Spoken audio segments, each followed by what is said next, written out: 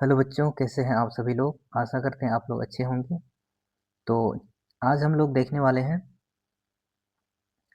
कि आप लोग का जो एग्ज़ाम हुआ था इस बार एक्लब मॉडल रेसिडेंशियल स्कूल का, यानी शॉर्ट में जिसको ईएमआरएस बोलते हैं, ठीक है? तो उसका एग्ज़ाम इस बार बहुत सारे बच्चे दिए हैं।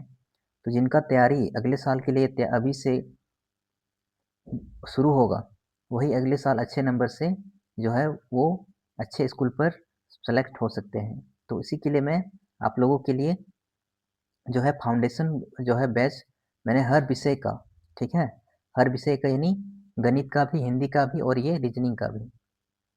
तो आप लोग के लिए फाउंडेशन बैच जो है, फाउंडेशन का अर्थ होता है एकदम जीरो लेवल से, ठीक है, शुरू से, ठीक है।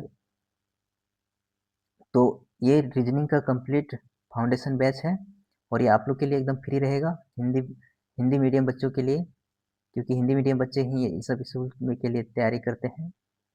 और सभी विषय का होगा, जिस तरह यहाँ पर रीजनिंग का मैं आप लोग को अभी दिखाया है, ऐसा ही सभी विषय का होगा, गणित का भी होगा। फाउंडेशन बेस का मतलब शुरू से हर चीज़ को शुरू से हम लोग सीखेंगे। और इस बार एग्ज़ाम हुआ था 8 मार्च को, उसमें किस तरह का सवाल पूछा गया था, उसके आधार पर आप लोग को अगले साल के लिए तैयारी करवाएंगे, ठीक है। अगले साल जो भी बच्चे तैयारी करना चाहते हैं, अभी से ही आप लोग लग जाइए और आप लोग का तैयारी बहुत अच्छा रहेगा, तो अगले साल आप लोग निश्चित रूप से पास हो जाएंगे, ठीक है। तो चलिए शुरू करते हैं। तो ये फाउंडेशन बेस है और आज हम लोग सीखेंगे रीजनिंग के बारे में, इसका परिचय और क्या क्या पढ़ना है उसके बारे में, ठीक है।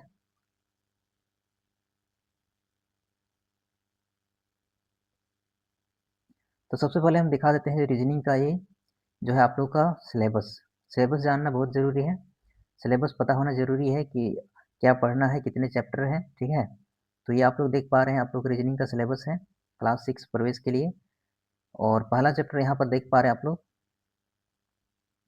पहला चैप्टर है यहाँ पर एनालॉगी, दूसरा है क्लासिफिकेशन, तीसरा है टेस्ट सीरीज, इसी तरह जो है कोडिंग, डिकोडिंग, ब्लड रिलेशन, बहुत सारे चैप्टर हैं यहाँ पर आप लोग देख पा रहे हैं। ये रीजनिंग का है, ठीक है, और इसी से सवाल आता है। इन्हीं सब चैप्टरों से सवाल जो है एक दो तीन सवाल एक कोई चैप्टर में एक सवाल, कोई चैप्टर में दो सवाल और कोई चैप्टर से तीन सवाल आते हैं। तो ऐसे सवाल यहाँ पर आप लोग को 25 सवाल यहाँ से पूछा जाता है, ठीक है। तो यही हम लोग देखेंगे आज का, हम लोग पहला चैप्टर आप देखेंगे कि यहाँ पर एनालॉजी में क्या क्या पढ़ना है, ठीक है। तो चलिए शुरू करते हैं। तो देख लिया आप लोग, ये सब रीजनिंग का जो है ये सिलेबस है, चैप्टर है। तो आज हम लोग देखने वाले हैं एनालॉजी, जो पहला चैप्टर है आप लोग देख पा रहे हैं यहाँ पर, एनालॉजी, ठीक है, सदृश्यता। तो यहाँ से किस तरह का सवाल पूछा जाता है वो भी हम लोग देखेंगे। सबसे पहले एनालॉजी पढ़ने से पहले कुछ बेसिक बातें आप लोग को जानना जरूरी है। तो आप लोग पहले ये सब अगर सीखे हुए रहेंगे तो आप लोग के लिए आसान होगा। अगर नहीं सीखे हैं तो आप लोग ये सब जो है अपने कॉपी पर अभी नोट कर लें। 1 से लेकर 20 तक स्क्वायर यानी वर्ग, ठीक है। एक का स्क्वायर होता है 1, दो का स्क्वायर होता है 4, तीन का स्क्वायर होता है 9, चार का स्क्वायर होता है 16। आगे देख पा रहे हैं, 5 का स्क्वायर होता है 25, 6 का स्क्वायर होता है 36, 7 का स्क्वायर होता है 49, 8 का स्क्वायर होता है 64, 9 का स्क्वायर होता है 81 और 10 का स्क्वायर होता है 100।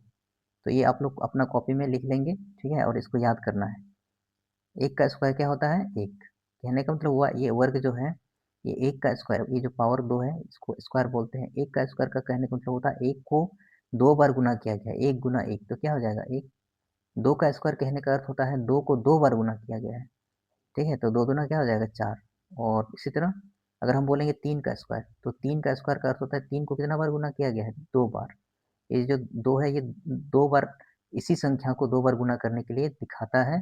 3 को 3 से गुना करेंगे 2 बार तो 3 तिया 9, इसलिए 1 का स्क्वायर 1 होता है, 2 का स्क्वायर 4 होता है और 3 का स्क्वायर 9 होता है, ठीक है। तो आप लोग देख पा रहे हैं, इस तरह जो है आप लोग 20 तक तो कम से कम याद रखेंगे ही, 20 नहीं तो 15 तक।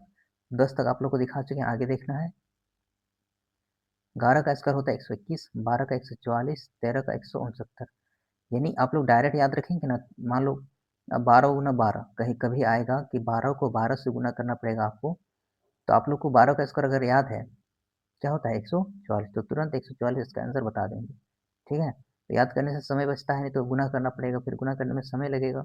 एग्जाम में आप लोग को पता है कि लिमिट टाइम दिया रहता है, तो उसी के अंदर आप लोग को सारा कुछ करना होता है, तो कुछ चीज़ें याद करके रखेंगे तो समय बचेगा। ठीक है, आगे देखेंगे। 14 का स्क्वायर 196, 15 का स्क्वायर 225, 16 का स्क्वायर 256 और 17 का स्क्वायर 289। 18 का स्क्वायर होगा 324, 19 का स्क्वायर 361 और 20 का स्क्वायर 400। ये आप लोग अपना जो कॉपी है नोट्स कॉपी में लिख लेंगे और डेली रिवीजन करेंगे। ठीक है, इस तरह आप लोग को ये वाला याद करना होगा।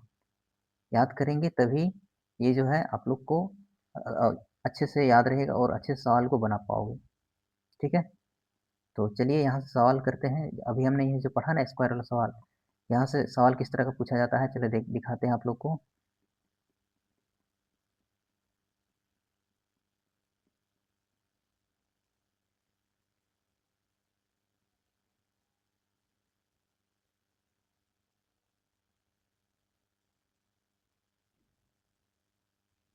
चलिए, सवाल सवाल ये आप लोग का नंबर्स पर आधारित है। नंबर एनालॉजी बोलते हैं, चैप्टर का नाम था एनालॉजी ना। तो ये नंबर एनालॉजी से ये सवाल आता है। और मैंने जो है PYQ यानी इस साल का मैंने करवाया हुआ है, 2026 में इस बार पूछा गया था। वहाँ पर भी इस तरह का सवाल आप लोग को देखने को मिलेगा। आप लोग ये जो PYQ है वो देख सकते हैं, इस तरह का सवाल आता है। ठीक है, एक दो सवाल यहाँ से आता है, तो आप लोग प्रैक्टिस करेंगे अच्छे से, तो यह आप लोग गलती जो है नहीं करेंगे। ठीक है, तो देखते हैं सवाल।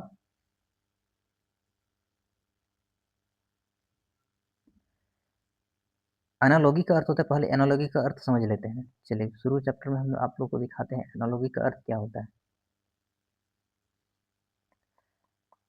स्क्वायर तो आप लोग को याद करना ही होगा। ठीक है, एनालॉगी ये चैप्टर का नाम मैंने बताया था ना आप लोग का। चैप्टर जो पहला चैप्टर क्या है, एनालॉगी यानी सदृश्यता। सदस्यता क्या है, यानी जब दो शब्द, यानी यहाँ एक तो शब्द रहेगा और यहाँ एक तो शब्द रहेगा, इस तरह साइन लगा रहेगा बीच में अनुपात का। तो जो शब्द पहला जो है, जो शब्द के बीच में, इन दोनों के बीच में जो संबंध होगा, अगला इस तरह का दिया रहेगा और यहाँ भी दो ठो संबंध रहेगा, उसके बीच में भी वही संबंध होगा। ठीक है, तो मान लो यहाँ और यहाँ एक बढ़ गया है, यहाँ से यहाँ एक बढ़ गया, तो अगला जो यहाँ होगा, जैसे यहाँ पर बना दे रहे हैं, यहाँ एक तो कुछ भी दिया रहेगा, संख्या दिया जा सकता है, शब्द दिया जा सकता है, कुछ भी।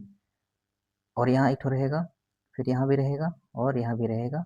ठीक है, और इस तरह का साइन रहेगा यहाँ पर, ये समान अनुपात का बोलते हैं इसको, ये अनुपात का साइन बोलते हैं।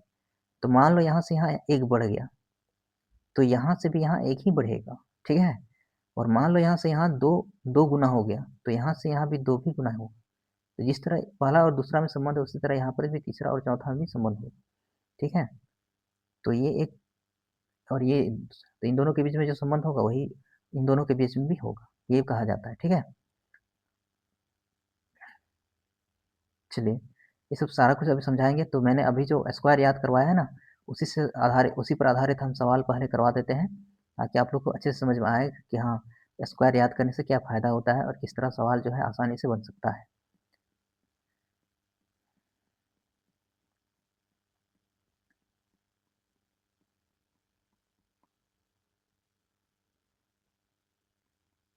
चलिए नंबर एनालॉजी पर चलते हैं।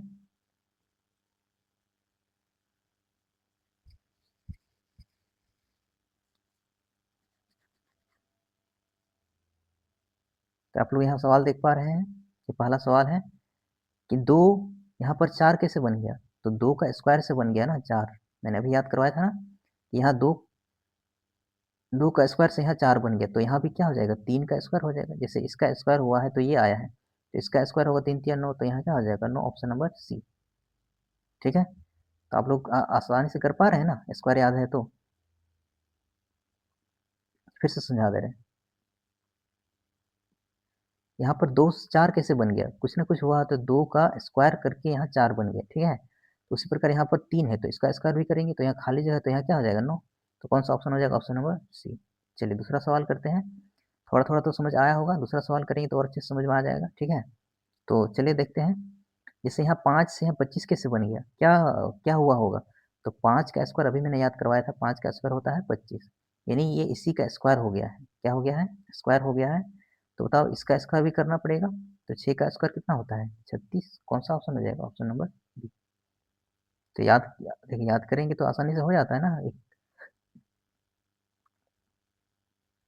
इसलिए 1 से लेकर 20 तक मैंने जो लिखवाया है वो आप लोग अपना कॉपी में लिख कर याद करेंगे ज़रूर, ठीक है? जैसे यहाँ पे देखिए 3 3 यहाँ 9 कैसे बन गया? तो इसका स्क्वायर हुआ होगा ये वाला। तो यहाँ पर लिखा है 4 तो 4 का स्क्वायर करना पड़ेगा, तो 4 का स्क्वायर क्या हो जाएगा? 16 कौन-सा हो जाएगा? ऑप्शन नंबर बी, ठीक है? चलिए अगला सवाल पे देखेंगे।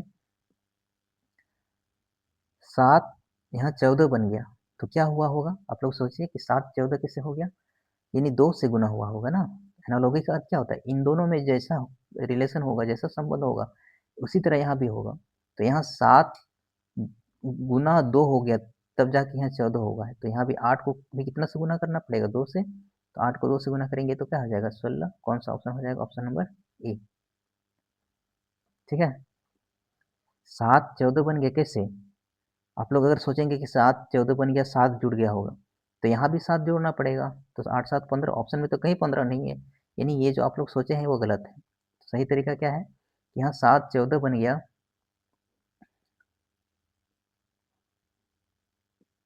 यहाँ 7 14 बन गया तो कितना गुना हुआ होगा? 2 गुना। उसी प्रकार यहाँ भी तो 2 गुना करना पड़ेगा, तो 8 दूना क्या हो जाएगा? 16। Option number. एनालॉगी का अर्थ ही मैंने क्या बताया? यहाँ और यहाँ में जो संबंध होगा, वही वाला बाद में भी जो होगा वैसे में संबंध होगा, ठीक है? अगर यहाँ जुटेगा तो यहाँ भी जुटेगा, यहाँ गुना होगा तो यहाँ भी गुना होगा, ठीक है? तो चलिए अगला सवाल देखेंगे। अगला सवाल है 4 16 कैसे हो गया? तो 4 का स्क्वायर हुआ होगा, अभी मैंने याद करवाया था 4 का स्क्वायर 16, यानी ये 4 का स्क्वायर हो गया, तो यहाँ भी 5 का स्क्वायर करना पड़ेगा, तो 5 का स्क्वायर क्या हो जाएगा? 25। ऑप्शन नंबर, ठीक है? चलिए अगला सवाल, यहाँ 6 36 कैसे हो गया? 6 36 कैसे हो गया? तो 6 का स्क्वायर अभी मैंने याद करवाया था, 6 का स्क्वायर कितना होता है? 36, यानी 6 का ही स्क्वायर हुआ है 36। तो यहाँ 7 लिखा है, तो 7 का भी स्क्वायर करना पड़ेगा, क्या हो जाएगा? 49, ठीक है? तो ऑप्शन नंबर बी, स्क्वायर इसीलिए मैंने बताया है, याद कर लेना आप लोग, जल्दी-जल्दी आंसर आप लोग जो है ला पाएँगे।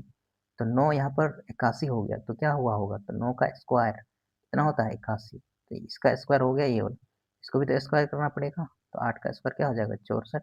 ऑप्शन नंबर ए, ठीक है? चलिए अगला सवाल देखेंगे। अगला सवाल है यहाँ 10 है और यहाँ 100 है, तो क्या हुआ होगा? तो 10 का स्क्वायर 100, 10 का स्क्वायर 100, ठीक है? 10 का स्क्वायर 100। इस सवाल को और एक तरीके से बताते हैं, उसमें से उससे पहले हम यहाँ पर जो है एक ऑप्शन को बदल दे रहे हैं।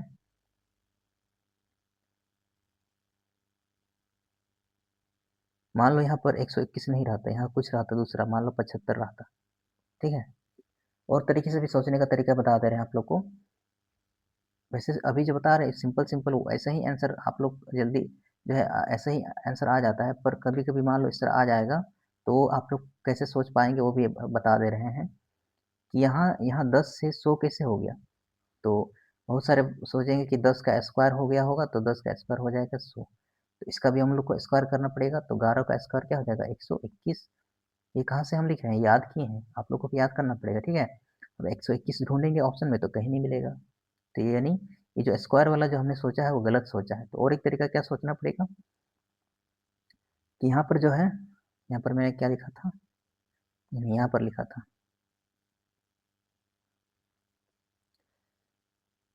यहाँ पर 75 कुछ भी, यहाँ पर ऑप्शन बदल दे रहे हैं। तो मैंने क्या बताया कि इसका स्क्वायर करने से ही आता है, लेकिन 11 का स्क्वायर करेंगे 121 तो ऑप्शन में नहीं दिखेगा, तो क्या करना है और तरीका लगाना है। यहाँ 10 जो है 100 बन गया, तो क्या हुआ होगा? 10 गुना हुआ होगा ना, 10 का पहाड़ा 10 गुना करेंगे 100 हो जाएगा, तो इसी प्रकार इसको भी गुना करेंगे 10 से, तो 11 दहाई कितना हो जाएगा? 110। देखो ऑप्शन नंबर ए में है। अगर स्क्वायर से नहीं आ रहा है तो गुना हुआ होगा ना, ठीक है? स्क्वायर स्क्वायर से नहीं आ रहा है आंसर, तो गुना हुआ होगा। तो भाई मैंने स्क्वायर से चेक किया कि 10 का स्क्वायर 100 हो रहा है, तो 11 का स्क्वायर हो जाएगा 121, जो कि ऑप्शन में नहीं है, तो यानी स्क्वायर वाला जो कॉन्सेप्ट यहाँ नहीं लगा है, गुना वाला लगा हुआ है, ठीक है? तो 10 को 10 से ही गुना करेंगे तो 100 आ जाएगा, तो 11 को भी 10 से गुना करेंगे क्या हो जाएगा? 110, जो कि ऑप्शन नंबर ए में है। लेकिन ऐसा बहुत मुश्किल से सवाल पूछा जाता है, आप लोग को इतना मुश्किल नहीं पूछेगा, आप लोग को सिंपल सिंपल पूछेगा। देखो यहाँ 10 से 100 हो गया, कितना हो गया? 10 का स्क्वायर 100, तो यहाँ 11 का भी स्क्वायर करना पड़ेगा, तो क्या आ जाएगा 121, ये ऑप्शन नंबर बी। ठीक है, चलिए अगला सवाल देखेंगे। यहाँ देखिए 12 का 144 कैसे हो गया था, अभी मैंने याद करवाया था 12 का क्या होता है 144, 12 का स्क्वायर यानी इसका स्क्वायर हुआ इसका, तो यहाँ का भी स्क्वायर करना पड़ेगा, तो 13 का स्क्वायर कितना होता है 169, 169, ऑप्शन नंबर बी। चलिए अगला सवाल देखेंगे, और इस टाइप का ये लास्ट सवाल है, ठीक है, स्क्वायर वाला। तो आप लोग देख पा रहे हैं कितना आसान है, अगर आप लोग स्क्वायर याद करके रखेंगे तो। चलिए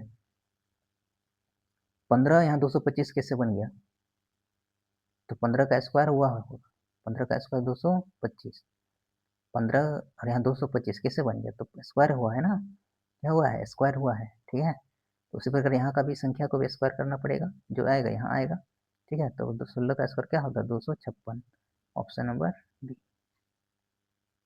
तो देखिए कितना आसान है, अगर आप लोग जो है स्क्वायर याद करके रखते हैं, ठीक है, स्क्वायर याद करके रखेंगे तो बहुत जल्दी हो जाएगा, इसलिए कि आप लोग को 1 से लेकर 20 तक जो है स्क्वायर याद करके रखना होगा, ठीक है।